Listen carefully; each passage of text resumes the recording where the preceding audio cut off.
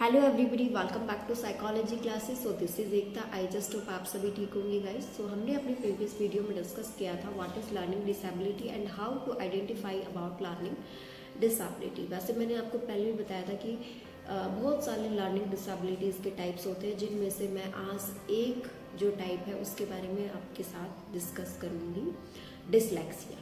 कि डिसलेक्सिया क्या होता है। जैसे हम सभी के अंदर एक एबिलिटी होती है स्पीक करने की, किसी चीज़ को रीड करने की, राइट करने की या फिर लर्न करने की। तो लर्निंग डिसेबिलिटी में तो आ ही रहा है, क्या आ रहा है, डिसलेक्सिया। तो व्हाट इज डिसलेक्सिया? डिसलेक्सिया होता है inability to write, speak, and read, write and speak.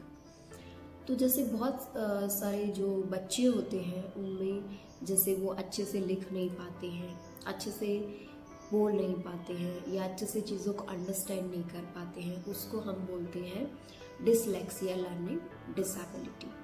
तो जैसे मैंने आपको पहले भी बताया था कि कैसे हम आइडेंटिफाई करेंगे। तो डिसलेक्सिया जो लर्निंग डिसेबिलिटी है उसको हम कैसे आइडेंटिफाई करेंगे, या फिर डिसलेक्सिया लर्निंग डिसेबिलिटी के कौन से ऐसे सिम्टम्स होते हैं जिससे हमें पता चल जाए कि ये लर्निंग डिसेबिलिटी कौन सी है, डिसलेक्सिया है। तो सबसे पहली चीज़ जो आती है वो है हमारा लेट स्पीच,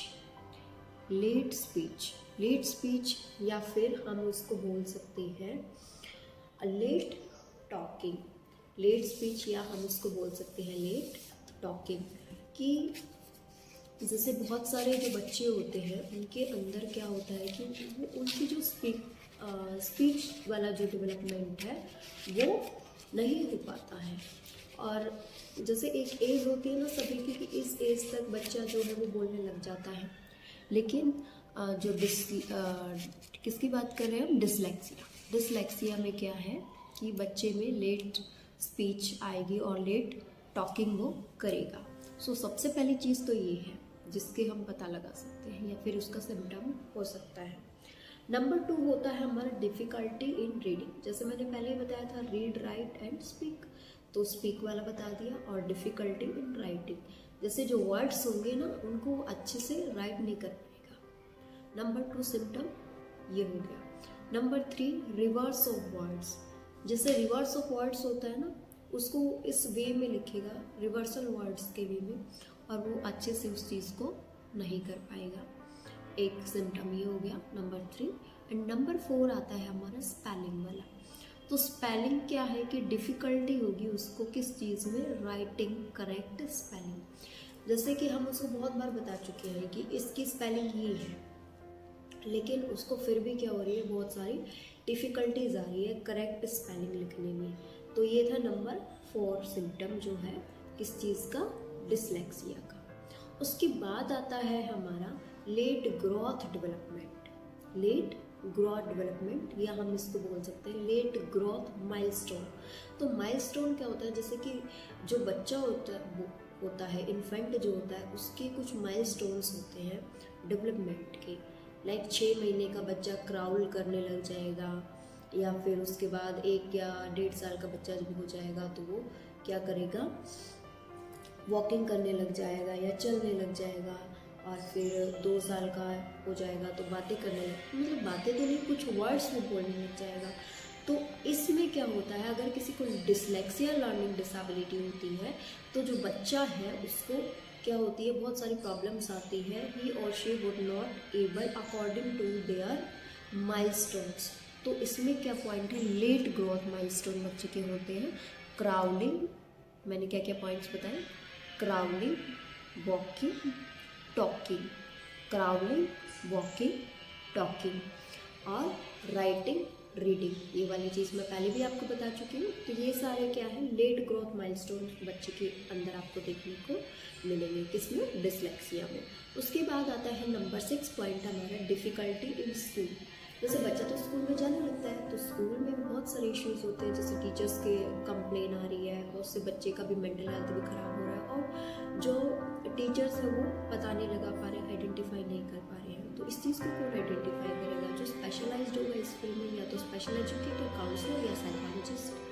ठीक है। तो उसमें क्या क्या इश्यूज आ सकते हैं, जैसे कि अल्फ़ाबेट्स है, वो अल्फ़ाबेट्स को लर्न नहीं कर पा रहा है, या फिर जो नंबर्स हैं, या फिर टेबल है, काउंटिंग नंबर्स है, इन सब चीज़ों को वो क्या नहीं कर पा रहा है, ही और she are not able to pronounce अच्छे से वो नहीं कर पा रहा है। जैसे हम बोलते हैं ना प्रोनाउंस करो बेटा, तो वो प्रोनाउंस अच्छे से नहीं कर पाएगा। तो इसमें क्या आ जाएगी डिफ़िकल्टी, किस चीज़ में आ जाएगी, स्कूल में आ जाएगी बच्चे को डिफ़िकल्टी। उसके बाद होता है सबसे मेन पॉइंट होता है नो सेंस ऑफ डायरेक्शन, उसको कोई सेंस नहीं होती डायरेक्शन की। जैसे कि होता ना लेफ्ट साइड जाना है, राइट साइड जाना है, तो उस बच्चे को ये नहीं पता होता कि मतलब जो डिफरेंस होता है ना, difference between left and right, he or she would not be able to decide into left and right, मतलब वो डिसाइड नहीं कर पाएगा, या फिर डिफ़िकल्टी होगी उसको किस चीज़ में, डायरेक्शंस का मतलब कोई सेंस नहीं। फिर उसके बाद आता है हमारा coordination. Number 8 point is coordination, difficulty catching a ball, जैसे कि बॉल कैच करने में कोऑर्डिनेट नहीं कर पा रहे हैं चीज़ों को, या फिर कोई भी चीज़ अगर हम उसको दे रहे हैं तो उस चीज़ को अच्छे से होल्ड नहीं कर पा रहे, कोऑर्डिनेशन में प्रॉब्लम आ रही है। So these are the symptoms of किस चीज़ के, डिसलेक्सिया के। तो मैंने एक आज आपको पार्ट बताया लर्निंग डिसेबिलिटी डिसलेक्सिया के बारे में, वो भी बहुत ब्रॉडली कि कौन कौन से सिम्टम्स होते हैं। कई बार क्या होता है ना कि कुछ एक आध सिम्टम्स हमारे अंदर अगर हमें लगता है कि हमें भी डिसलेक्सिया हो गया, तो नहीं, ऐसा नहीं होता है। तो ये स्टार्टिंग से ही हमें पता लग जाता है कि बच्चे के अंदर ये चीज़ें हो रही है, क्योंकि मैंने बताया ना आपको लेट ग्रोथ माइलस्टोन्स, या फिर भाई लेट ग्रोथ माइलस्टोन नहीं है लेकिन वो बीच में जाके उसके साथ कोई इश्यूज़ हुआ या फिर बिहेवियरल इशू हुआ, तो उसको काउंसलिंग की नीड है। सो आई जस्ट होप आप सभी को वीडियो बहुत अच्छी लगी हुई। Thank you so much guys, and don't forget like, share and subscribe for this. Thank you so much.